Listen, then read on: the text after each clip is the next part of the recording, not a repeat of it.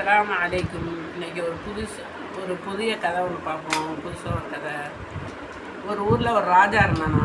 அந்த ராஜா வந்து யார் நல்ல காரியங்கள் செய்கிறாங்களோ யார் நல்லவரோ அவருக்கு அந்த பையனுக்கு அந்த வாலிபனுக்கு நம்மளுடைய ஏதாவது ஒரு கிஃப்ட் கொடுக்கணும், ஒரு பரிசு கொடுக்கணும்னு அவர் ஆசைப்பட்டார். அதே வந்து அவர் திறமை உள்ளவங்கன்னா போட்டி வச்சு அதை ஜெயிச்சு கொடுத்துடலாம் ஈஸியாக. நல்லவங்களை கண்டுபிடிக்கிறது கஷ்டம். ஏன்னு கேட்டால் அவங்களுக்கு வந்து நல்லவங்களை கண்டுபிடிச்சா அவங்க ஏதாவது பொய்யா ட்ராமா போட்டு நாடகம் பண்ணி அதை வாங்க முயற்சி பண்ணுவாங்க.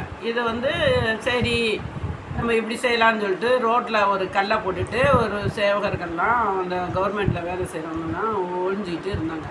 அப்போ வந்து நிறையா பேர் அங்கிட்டு வழியாக போயிட்டே இருந்தாங்க. ஆனால் போகிறவங்கெல்லாம் கவர்மெண்ட்டை திட்டவும், ராஜா என்ன இப்படி போட்டிருக்காரு, ஒரு ரோடு கூட நல்லா போட முடியலையா, இப்படி இது கல்லை கூட நவுத்தாமல் போகிற பாதையில் போட்டிருக்காங்கன்னு சொல்லிட்டு அதை எல்லோரும் தாண்டிட்டு தான் போகிறாங்க. அது இந்த 15 வயசு பையன் மட்டும் அதை ரொம்ப கஷ்டப்பட்டு அதை நகர்த்தி அதை ஒரு பக்கத்து தள்ளுது. அப்போ வந்து அதுக்கடியில் புதையல் வேறு இருக்குது. சரின்னு அந்த பையன் அதை எடுத்து ராஜாட்ட அதை வந்து கவர்மெண்ட்டில் கொடுக்கணும்னு இருக்குது. அதை எடுத்து கவர்மெண்ட் கொண்டு போகுது. அப்போ அந்த சேவகர்லாம் வந்துடுறாங்க. வந்துட்டு ஏப்பா எல்லோரும் இதை தள்ளிட்டு தானே போனாங்க, நீ மட்டும் ஏன் தாண்டிக்கிட்டு தானே போனாங்க, நீ மட்டும் ஏன் அதை தள்ள முயற்சிங்கன்னா, எங்கள் அம்மா வந்து சொல்லியிருக்காங்க, என்னோடய தாய் வந்து நம்ம நடைபாதையில் எந்த கல்லோ முள்ளோ எது இருந்தாலும் அதை எடுத்து நம்ம வந்து அதை ஒதுக்கணும், சரி பண்ணிட்டு போனோம்னா நமக்கு அதுதான் நல்லது அப்படின்னு நபி ஸல்லல்லாஹு அலைஹி வஸல்லம் சொல்லியிருக்காங்கன்னு எனக்கு சொல்லியிருக்காங்க. அதனால் அது நன்மை நமக்கு, அதனால நல்லதுன்னு சொல்லியிருக்காங்க. அதனால் நான் செய்கிறேன்னு சொன்னாங்க.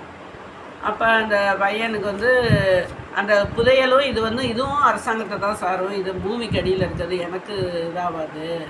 அந்த பையன் அதையும் கவர்மெண்ட்டில் கொடுக்க நான் வந்திருக்கேன்னு சொன்னோன்னே, இல்லைப்பா இது உனக்காகத்தான் நாங்கள் வச்சோம், இது யார் இந்த மாதிரி நல்லவங்களை தேடிக்கிட்டு இருந்தோம், இன்னும் உனக்கு தான் இது சேரும்னு அதை கொடுத்துட்டாங்க. அதனால் அந்த பையன் வந்து இது வந்து ஹதீஸ். எப்படின்னா, நம்ம எந்தையாவது ஒரு முள் கல் எந்த ஒரு பொருள் ரோட்டில் நடப்பாதையில் இருந்தாலும் அதை நம்ம எடுத்துட்டோம்னா அது ஈமானில் ஒரு பகுதி, 70ல் ஒரு பகுதி. அதுதான் ஈமான்லே குறைந்த நன்மை. இருந்தாலும் இது மாதிரி எடுக்கிறது நமக்கு நன்மையான காரியத்தில் உள்ளது. அதனால் நம்ம அதை எடுத்து நம்ம நடபாதையில் இருக்கிறத எப்பவுமே எது கடந்தாலும் எடுக்கணும். இது ஒரு ஹதீஸு, நபி ஸல்லல்லாஹு அலைஹி வஸல்லம் சொல்லியிருக்காரு. நடபாதையில் கல் முள் எது துன்பம் தர்றதோ நம்ம எடுத்துகிட்டு நம்ம போகணும்.